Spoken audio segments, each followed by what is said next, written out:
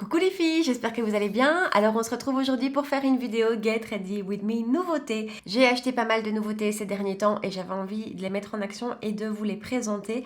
J'ai pas tout rassemblé dans cette vidéo parce que j'ai encore acheté pas mal d'autres choses. Mais je ferai bientôt une deuxième vidéo du genre dans laquelle je rassemblerai les prochains achats. Dites-moi aussi dans les commentaires quels sont vos achats récents, ça m'intéresse. Et puis voilà, si vous avez envie de voir comment j'ai fait ce look-ci, quelles sont les nouveautés que j'ai utilisées, eh ben restez avec moi. En avant. Alors, on va commencer comme d'hab avec les yeux. Donc, je suis passée chez Kiko. Alors ça, je suis passée chez Kiko il y a plusieurs semaines. J'étais en Italie et je ne l'ai pas encore utilisé. J'ai un peu honte. Ce sont les Long Lasting Eyeshadow Stick. C'est quelque chose qui existe depuis longtemps. Par contre, ils ont sorti pas mal de nouvelles teintes. Et ici, j'ai la teinte 06. Et c'est un super joli bronze comme ça. C'est vraiment magnifique. J'avais déjà un ou deux autres exemplaires de cette gamme-ci. Et c'est vraiment... Bon, moi, c'est un principe que j'aime beaucoup, hein. Les fards à paupières en stick ou en crayon comme ça qui s'appliquent super bien et qui en général tiennent pas mal. Donc on va prendre celui-ci et on va venir le mettre en coin externe. Alors je l'applique très grossièrement et puis je vais venir un petit peu le l'estomper. C'est vraiment le genre de fard à paupières que j'adore parce qu'on peut en faire plein de choses. On peut l'appliquer sur toute la paupière mobile, voilà, boum, on est prête. On peut l'appliquer comme moi en association avec un autre fard, on peut l'appliquer en rat cils pour faire un trait de crayon, un trait de liner. On l'estompe ou on l'estompe pas. Voilà, vraiment c'est le genre de choses moi que j'adore au quotidien. Et cette teinte-ci particulièrement est très très très jolie. Voilà. Alors on reste chez Kiko, donc je suis passée hier et il y avait des nouvelles petites choses. Donc ces ombres à paupières-ci de chez Kiko, les Magnetic Impact Eyeshadow, il y a des nouvelles teintes qui sont superbes, qui sont très très métallisées. Hein. Ici j'ai pris un super beau champagne et vraiment, en fait je les ai swatchés en boutique et j'ai été épatée par la qualité du fard, en tout cas au swatch. C'est très crémeux, ça a l'air d'être super agréable et de super bien se travailler. On va voir tout de suite. Et je vais faire simple, vous savez que je fais quand même toujours hyper simple. Je vais venir le mettre sur le reste de la paupière mobile. C'est hyper lumineux. Ouais, et c'est toujours le genre de matière, vous savez bien, que j'utilise au doigt. Et pour finir les yeux, je vais reprendre quelque chose de chez Kiko qui est sorti dans la collection Pop Révolution. C'est le eyeliner et kajal. Donc on avait un eyeliner d'un côté et un crayon kajal de l'autre. J'ai pris la teinte 02, donc c'est la teinte marronnée, et je vais tirer un trait d'eyeliner. Voilà pour le trait de liner. Vous savez que je ne sais pas faire ça avec vous à la caméra parce qu'il faut que j'ai mon œil collé, enfin mon nez collé sur le miroir. Donc bon, voilà. Cela dit, c'est vraiment un eyeliner que j'aime beaucoup et qui, je trouve, s'applique mais vraiment super facilement. Alors, base pour le visage. Là, j'en ai deux, toutes les deux de chez NYX. En fait, je suis passée chez NYX hier et j'ai d'abord voulu tester celle-ci, la Shine Killer, qui sur la main comme ça a déjà l'air assez matifiante, très siliconée. Moi perso, j'aime bien ça. Mais la vendeuse de chez NYX que j'adore m'a conseillé la Can't Stop Won't Stop qui, elle, apparemment est encore plus matifiante et qui a vraiment un effet très collant. Et effectivement, sur la main, elle a l'air hyper collante. Du coup, on va appliquer la Can't Stop Won't Stop sur la zone T. Alors par contre, c'est déjà hyper difficile à faire sortir du tube. C'est hyper épais. On va en prendre, mais vraiment un chouïa. Et je vais l'appliquer ici. C'est limite difficile à faire sortir du tube tellement c'est épais. Maintenant sur la peau, c'est le genre de primer qu'il faut à mon avis plutôt presser dans la peau qu'étaler, parce qu'étaler à mon avis elle va vite faire des pluches. Alors c'est vrai que là où je l'ai mise, je sens que ma peau tire un petit peu et effectivement elle colle un petit peu, mais ça va, rien de terrible. Et donc on va prendre la Shine Killer. J'ai pris la version voyage parce que j'ai quand même pas mal de primer et donc du coup maintenant je me lance dans les formats voyage. Celui-ci par contre la texture est très différente. C'est comme un gel et c'est très siliconeux, c'est très doux. C'est vraiment le genre de matière, moi, que j'aime beaucoup. Et je vais venir la mettre partout où j'ai pas mis l'autre. Bon, là-dessus, je ne saurais pas vous faire un retour aujourd'hui puisque c'est vraiment des premières impressions et que je ne vais pas faire un wear test. Mais je vous tiendrai au courant dans mes prochaines vidéos. À suivre. Alors, fond de teint, on va donner une seconde chance au True Portrait de Kat Von D. Je sais pas si vous avez vu ma vidéo à son sujet. J'avais pas été super emballée. C'est pas un mauvais fond de teint pour moi. Mais le résultat en fin de journée n'était pas terrible. Donc je vous avoue que je ne l'ai plus utilisé parce que j'en ai beaucoup d'autres que j'aime vraiment et que je suis contente d'aller rechercher. Et c'est vrai qu'au quotidien, quand je me maquille pour aller bosser, j'ai envie d'avoir quelque chose de facile et que je sais qu'il va bien se comporter, je sais que ça va bien se passer le matin quand je me maquille. Et donc, je ne l'ai plus utilisé. Et en même temps, j'ai revu tellement de chouettes reviews, j'ai relu tellement de chouettes commentaires dessus que je me suis dit, allez, on va réessayer. Donc, je l'applique avec le bon vieux classique Beauty Blender. En couleur rubis, j'adorais ce Beauty Blender-ci, mais on ne le trouve plus et je ne sais pas pourquoi. Je ne sais pas vous, tiens, dites-moi dans les commentaires. Moi, je trouve que les Beauty Blenders, d'une couleur à l'autre, eh ben, ils ne fonctionnent pas pareil. Il y en a qui fonctionnent mieux que d'autres. Pour quelque chose d'aussi léger, je trouve que ce fond de teint a quand même une jolie couvrance. Au niveau des endroits où j'ai mis la base Can't Stop, Won't Stop, tout se passe bien. J'ai comme ça une base de chez Becca que j'adore, mais qui est ultra matifiante, au point que je sens vraiment ma peau limite se dessécher. Et avec cette base-là, tous les fonds de teint ne fonctionnent pas. À mon grand désespoir d'ailleurs, parce qu'en fait c'est quand même la plus efficace, mais je ne peux pas la faire fonctionner avec beaucoup de fond de teint, parce que dès que le fond de teint arrive sur la base, tout se sépare comme ça. Et donc c'est vrai que ça me fait toujours un peu peur, mais ici, rien à signaler. RAS, tout se passe bien.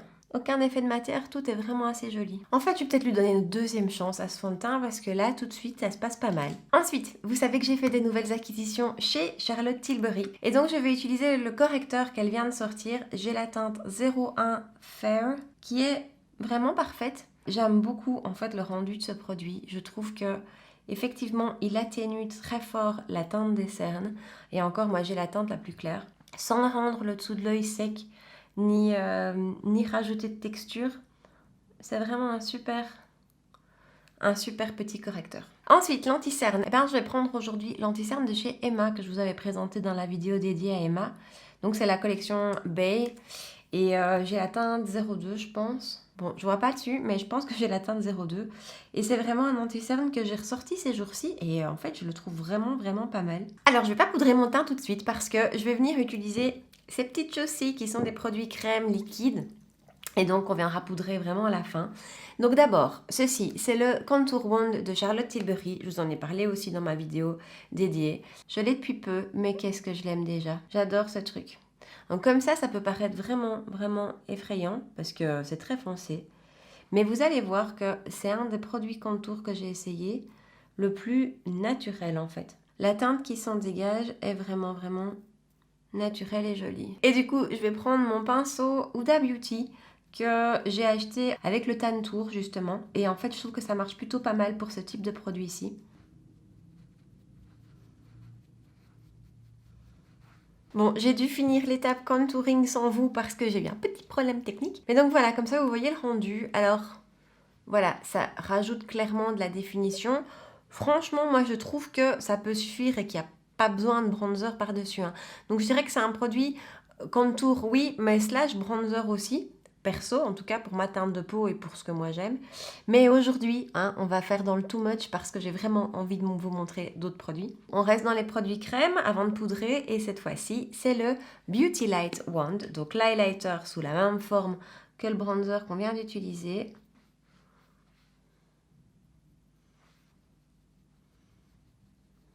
C'est une super belle texture qui apporte énormément de lumière. C'est un highlighter qu'on voit, c'est un bel highlighter, mais qui reste discret, qui reste pseudo-naturel, on va dire. Je trouve qu'il ne marque pas les pores et on ne le voit pas vraiment sur la peau. En fait, on ne voit pas la texture de la matière. C'est un produit que j'adore, mais ça, vous l'aurez compris. Alors maintenant qu'on en a fini avec les produits crème, on va pouvoir poudrer le tout. Donc je reprends mon Beauty Blender et je viens retravailler mon anti-cerne parce qu'en fait il a déjà filé dans les plis. C'est vraiment un anti-cerne qu'il faut poudrer, celui-ci par contre. Et en fait c'était quelque chose que je faisais jamais, poudrer mon anti-cerne, parce que je trouvais que ça me donnait 10 ans de plus. Et puis après est entrée dans ma vie la Banana Powder de chez Emma. Je vais vous embêter avec celle-là parce que vraiment je l'adore. Alors ce que je fais c'est que j'en mets plein sur mon éponge. Je fais d'abord mon front et puis avec ce qui reste de matière, je viens de faire mon dessous de l'œil. Et du coup, c'est juste ce qu'il faut de matière. J'ai pas l'impression de me vieillir ni de marquer mes petites rides. Mais par contre, ça fixe mon anti-cerne, il bouge pas, il file pas dans les plis. Et justement, je gagne du coup 10 ans. Parce que je me suis rendu compte que même quand je poudrais pas mes anti-cernes, comme ils filaient dans les plis, ça me donnait autant un coup de vieux que quand je le poudre avec une mauvaise poudre et que donc ça vieillit parce que ça assèche. Donc voilà, moi perso, c'est devenu la technique idéale. Mais vraiment, j'ai testé avec plusieurs poudres et avec la banana. C'est vraiment la poudre idéale pour ça. Et donc c'est celle que j'utilise sur toute ma zone T. Toujours en poudre, j'ai une nouveauté encore à vous présenter. C'est la Tinted Hyaluronic On recommence. C'est la By Terry Hyaluronic Tinted Hydra Powder. Donc c'est les nouvelles poudres qu'elle vient de sortir qui sont comme sa poudre iconique, la hyaluronique, mais celles-ci sont teintées. Donc j'ai pris la teinte Sans Fair qui me semblait être la plus neutre. Mais en fait, je regrette, j'aurais dû prendre la Light Pink avec laquelle j'hésitais. Celle-ci est un peu trop jaune pour moi. Par contre, je l'utilise toujours sur le reste de mon visage, donc pas ma zone T. Pour ma zone T, elle ne convient pas. Donc si vous avez la peau grasse comme moi, c'est pas assez matifiant comme poudre pour la zone T, ça fait pas le job. Par contre, pour le reste du visage, elle est superbe. Elle floute le grain de peau, elle finit vraiment le teint. C'est une super belle poudre, mais si vous avez la peau mixte à grasse, toute seule, pour moi, c'est pas suffisant. Ensuite, si on terminait les yeux, je reprends mon ombre à paupières en stick de chez Kiko et je vais venir vraiment la mettre en ras de cils. Laisse tomber. J'aime beaucoup ces ombres à paupières, je ne peux que vous les recommander, je trouve qu'à l'application, c'est top. Ensuite, encore une nouveauté de chez Kiko, c'est le nouveau mascara Darker qui apparemment vient de sortir. J'étais pas au courant, c'est vraiment en passant en boutique hier. Donc c'est une première impression, je ne l'ai jamais testé. La brosse ressemble à ceci. Ça ressemble à aucune autre brosse que j'ai en fait. Je sais pas du tout ce que ça va donner. Mascara effet volume ultra noir et intensificateur de couleur. Bon, j'espère qu'il va pas travailler que sur la couleur, mais qu'il va quand même nous donner un peu de volume. Bon, là, on est sur une couche. Alors, il est effectivement très noir. Il sépare très bien les cils. Par contre, sur une couche, je trouve qu'il donne pas assez d'épaisseur à mes cils. Donc, je vais essayer de continuer de le travailler. Voilà le résultat. Alors, je dirais que c'est un effet assez naturel. Par contre, ça allonge très bien et c'est effectivement très noir. Je trouve que c'est un mascara de tous les jours qui passe pas mal. Maintenant, c'est pas le plus waouh que j'ai vu, a priori. Maintenant, ça, je vous reviendrai dessus parce que c'est une vraie première impression et je vous dirai aussi comment il tient. Vous savez que chez moi, c'est important. Faut pas que ça coule, faut pas que ça bouge. Et ça, je sais pas le voir tout de suite. Bon, je finis le deuxième œil, je reviens. Voilà, alors en fait, en faisant le second œil, j'ai rajouté encore une couche sur l'œil précédent et en fait, j'aime vraiment bien le rendu.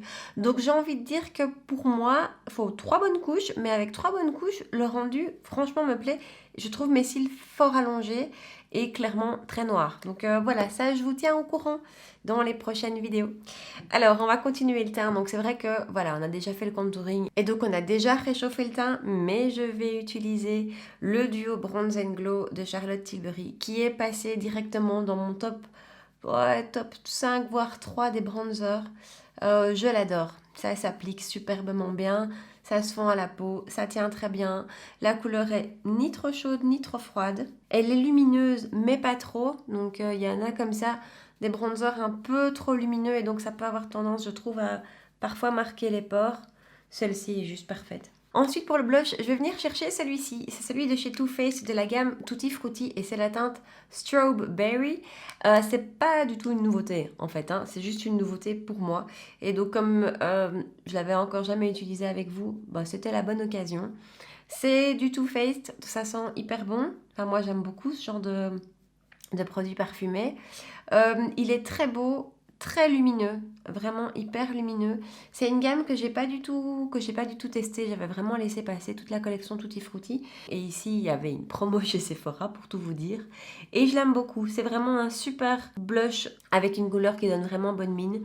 Il en faut peu. Il est joliment pigmenté, mais pas trop. Il s'applique très bien. Il est lumineux. Je l'aime bien. Et je vais venir rajouter encore un peu d'highlighter au-dessus de celui qu'on a déjà mis et je vais prendre celui qui est dans la palette Bronze and Glow. Je vous avoue que cette palette j'ai mis très longtemps à l'acheter parce que quand je l'avais swatché en boutique j'avais trouvé que le bronzer mais l'highlighter aussi et avait l'air très peu pigmenté et en fait c'est pas du tout le cas. En fait c'est vraiment magnifique.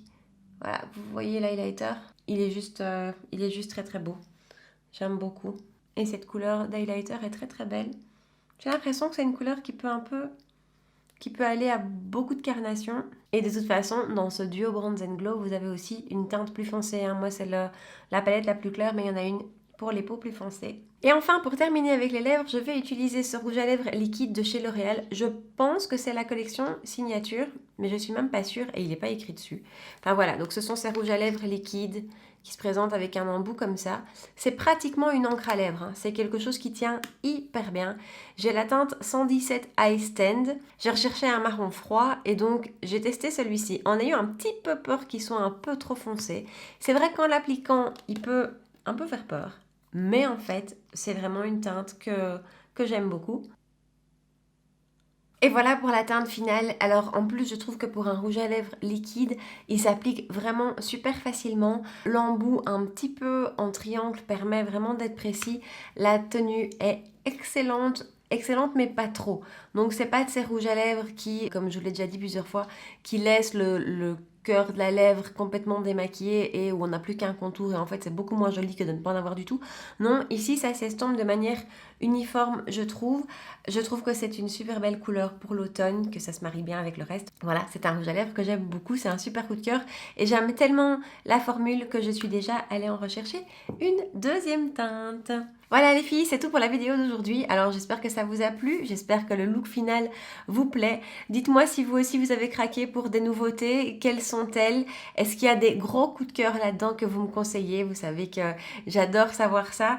Dites-moi tout ça en commentaire, n'oubliez pas de liker la vidéo avant de partir, de vous abonner à ma chaîne si ce n'est pas encore fait et si vous me soutenez. Rejoignez-moi aussi sur Instagram pour qu'on puisse discuter et échanger. Et puis, je vous dis à très bientôt dans la prochaine vidéo. Ciao! Non, j'ai pas trop de pinceau. Je sais pas qui est-ce qui dit ça, mais moi, je suis pas d'accord. C'est juste que j'ai pas assez de peau. C'est pas pareil. J'aime beaucoup. Et j'ai de nouveau des poils de chat, un nom de Dieu, on dirait que c'est que quand je fais les vidéos, quoi.